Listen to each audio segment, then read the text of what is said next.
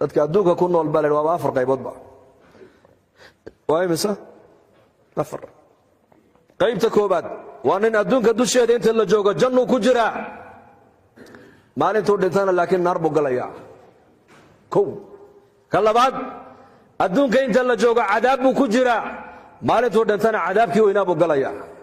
laba ka saddexaad adduunka inta la joogo cadaab buu ku jira cadaab ayuu ku jira dhinta jannu galayaa ka afraad adduunka intuu joogo jannu ku jira maalintuu dhintana jannadii weyneed buu galayaa dadka adduunka ku nool waa afartaaba